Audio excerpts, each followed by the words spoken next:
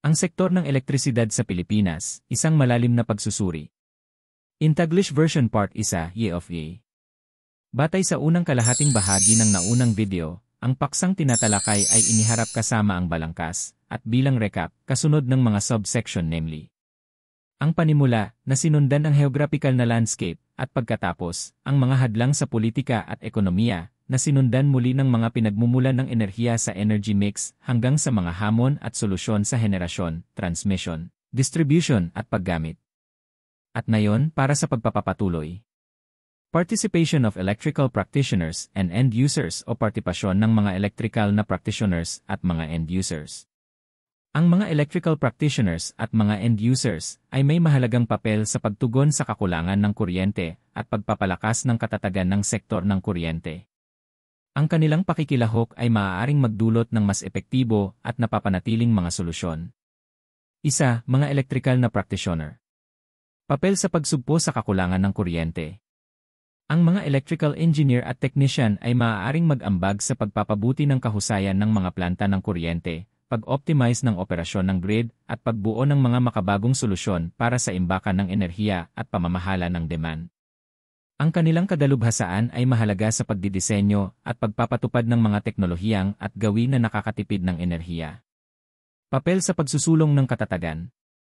Maaaring magdisenyo at magpatupad ang mga electrical practitioner ng matibay na infrastruktura na kayang tiisin ang mga natural na kalamidad. Kasama rito ang paggamit ng matibay na mga materyales, paglalagay ng redundancy sa mga critical na sistema, at pagbuo ng mga plano para sa pagbangon mula sa mga sakuna. Ang mga programa sa pagsasanay at pagpapalakas ng kakayahan para sa mga electrical practitioner ay maaari ring magpahusay ng kanilang kakayahang tumugon sa mga emerhensya. Kaligtasan at proteksyon ng ari-arian. Ang mga electrical practitioner ay may mahalagang papel sa pagtiyak ng kaligtasan ng mga electrical system. Kasama rito ang pagsunod sa mga pamantayan ng kaligtasan, pagsasagawa ng regular na inspeksyon, at pagpapatupad ng mga hakbang sa kaligtasan upang protektahan ang mga tao at ari-arian. 2. Mga end user. Papel sa pagsugpo ng kakulangan sa kuryente. Maaaring makatulong ang mga end user sa pagbabawas ng demand sa kuryente sa pamamagitan ng mga hakbang sa konserbasyon at kahusayan ng enerhiya. Mga simpleng hakbang tulad ng paggamit ng mga energy-efficient na appliances, pagbabawas ng hindi kinakailangang pagkonsumo ng kuryente, at pakikilahok sa mga demand response programs ay maaaring magdulot ng malaking epekto kung sama-samang gagawin. Papel sa pagsusulong ng katatagan. Maaaring mapahusay ng mga end user ang katatagan ng kanilang mga tahanan at negosyo sa pamamagitan ng pag-aampon ng mga practice tulad ng pag-install ng mga backup power system, halimbawa, mga solar panel na may battery storage, pag-secure ng mga electrical installation laban sa pagbaha, at pakikilahok sa mga programang panghanda sa sakuna na nakabatay sa komunidad. Kaligtasan at proteksyon ng ari-arian. Maaaring matiyak ng mga end user ang kaligtasan ng kanilang mga sistemang elektrikal sa pamamagitan ng pagsunod sa mga pinakamahusay na kasanayan at paggamit ng mga kagamitang pangkaligtasan. Kasama rito ang pag-install ng circuit breakers, surge protectors, at smoke detectors, pati na rin ang regular na pagsusuri at pagpapanatili ng mga electrical installation. Pagdidisenyo ng flexible and resilient infrastructure. Ang disenyo ng infrastruktura ng kuryente ay dapat isaalang-alang ang mga natatanging hamon na dala ng mga kondisyon ng heograpiya at klima ng Pilipinas. Ang fleksible at nababanat na infrastruktura ay makakatulong na maibsan ang epekto ng mga kalamidad tulad ng pagbaha, bagyo, at lindol. Isa, disenyo ng katatagan sa baha. Nakataas na pag-install. Ang mga electrical installation, kabilang ang mga substation at transformer, ay dapat itaas sa mga potensyal na antas ng baha upang maiwasan ang pinsala sa tubig. Hindi tinatagusan ng tubig o waterproofing. Ang paggamit ng mga materyales na hindi tinatagusan ng tubig at mga enclosure para sa mga dikuryenteng kagamitan ay maaaring maprotektahan laban sa pagpasok ng tubig sa panahon ng baha. Mga sistema ng paagusan o drainage system. Ang pagpapatupad ng epektibong mga sistema ng paagusan sa paligid ng mga electrical installation ay makakatulong sa pamamahala ng tubig baha at mabawasan ang panganib ng pinsala. 2. Disenyo laban sa mga bagyo. Pinatibay ng mga istruktura. Ang pagpapalakas ng integridad ng istruktura ng mga planta ng kuryente, mga tower ng transmisyon, at mga post ng pamamahagi ay makakatulong sa kanila na makayanan ang mataas na hangin at pagdagsa ng bagyo. Underground cabling. Kung saan posible, ang paglilibing ng mga linya ng kuryente sa ilalim ng lupa ay maaaring mabawasan ang panganib ng pinsala mula sa mga bagyo at mapabuti ang pagiging maaasahan ng supply ng kuryente. Buod o summary. Ang sektor ng kuryente sa Pilipinas ay nahaharap sa mga natatanging hamon dahil sa kanyang heograpikal na tanawin, pampolitika at pang-ekonomiyang mga hadlang at iba't ibang mga mix ng enerhiya. Ang bansa ay nahahati sa 3 pangunahing grupo ng isla, bawat isa ay may sariling grid ng kuryente na humahantong sa mga disparidad sa rehiyon sa pag-access sa kuryente. Ang sektor ay regulated ng ilang mga ahensya ng pamahalaan, kabilang ang Department of Energy, Energy Regulatory Commission, ERC, National Electrification Administration, NE, National Power Corporation, NIC, at National Transmission Corporation, Transco.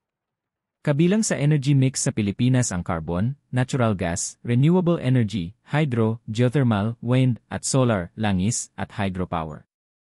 Ang bawat pinagmulan ay nagtatanghal ng sarili nitong hanay ng mga hamon at pagkakataon. Ang bansa ay lubhang umaasa sa mga imported na carbon, at ang pagkaubos ng Malampaya gas field ay nagdudulot ng isang makabuluhang hamon para sa seguridad ng enerhiya. Ang mga mapagkukunan ng renewable energy ay isinusulong sa pamamagitan ng mga patakaran tulad ng Renewable Energy Act of 2008 at ang Feed-in Tariff (FIT) system. Ang sektor ay nahaharap sa mga hamon sa henerasyon, transmisyon, pamamahagi at paggamit. Kabilang sa mga solusyon ang pag-iba-iba ng timpla ng enerhiya, paggawa ng makabago sa infrastruktura, at pagtataguyod ng mga hakbang sa kahusayan ng enerhiya. Ang kaligtasan at proteksyon sa ari-arian ay napakahalaga sa bawat yugto, mula sa pagpapatupad ng mahigpit na mga protokol sa kaligtasan sa mga planta ng kuryente hanggang sa pagtuturo sa mga end-user sa ligtas na paggamit ng kuryente. Ang mga electrical practitioner at end-user ay may mahalagang papel sa pagtugon sa mga kakulangan sa kuryente at pagpapahusay ng katatagan ng sektor ng kuryente. Ang kanilang pakikilahok sa pag-iingat ng enerhiya, mga hakbang sa kahusayan, at pagpaplano ng katatagan ay maaaring humantong sa mas epektibo at napapanatiling mga solusyon. Ang pagdidisenyo ng flexible at nababanat na infrastruktura na maaaring makayanan ang mga natural na kalamidad ay mahalaga para matiyak ang pangmatagalang katatagan at pagiging maaasahan ng supply ng kuryente. Pangwakas na salita o conclusion.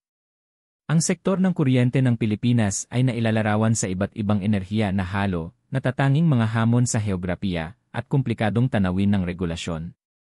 Habang ang bansa ay gumawa ng makabuluhang mga hakbang sa pagtataguyod ng renewable energy at pagpapabuti ng pag-access sa kuryente, ilang mga hamon ang nananatili.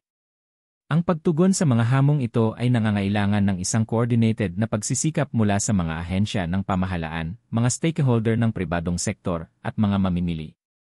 Sa pamamagitan ng pag-diversify ng energy mix, modernizing infrastructure, at pagpapatupad ng epektibong pricing policies, makakamit ng Pilipinas ang mas sustainable at maaasahang sektor ng kuryente.